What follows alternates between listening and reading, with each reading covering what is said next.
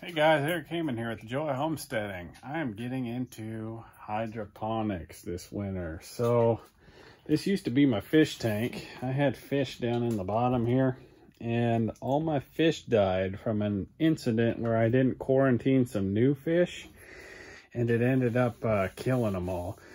So I'm swapping over to straight hydroponics. So this is a much more complicated system than it needs to be, but I've got a tank. My nutrient-rich water's in the bottom. I still have my air stones from when I had the fish, and then I got a pump that pumps water and it just fills up this grow bed, just full of lava rocks. And then once it's full, it all dumps down through a standpipe and a bell siphon back down into the lower tank. So this raises up and lowers about twice every hour with that nutrient-rich fertilizer water. I got some zucchini growing. There's a couple back there that are about ready to be picked. See that one? That one's about, oh gosh, I don't know, 6 or 8 inches long. There's some in there. And then I've got Brussels sprouts starting back here. I need to thin these out. They've just started. This row is kale. Man, ever seemed like every one of those kale come up.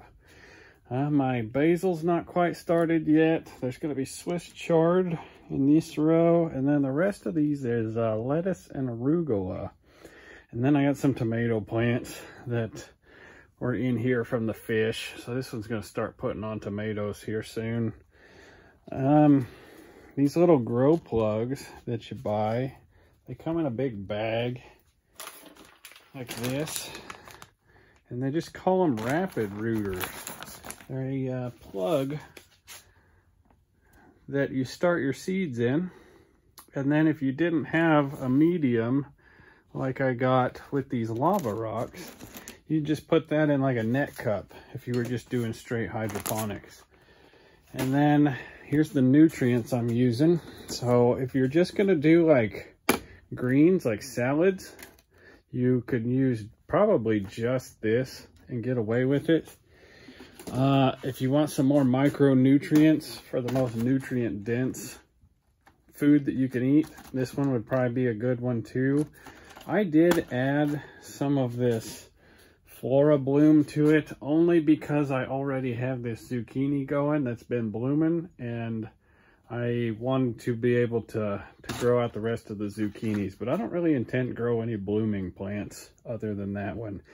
That one has been in here since the fish died. And I actually left that well after the fish died for months. So the leaves got all these streaks in them from lack of nutrition. Because basically I was just running straight water through this system. It had no nutrition at all. And it still put out a fruit. And it's still putting out 2 fruits. So now that I wanted to see how these fertilizers work.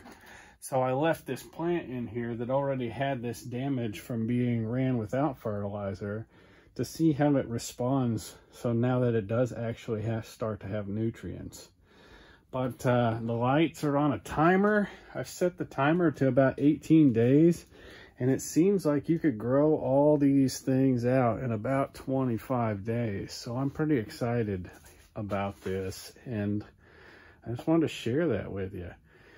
You could do this inside on a small scale in a much simpler system. You could just use a 5-gallon bucket to start your first plants if you wanted to, but I don't know. Something to get into. Let me know what you think.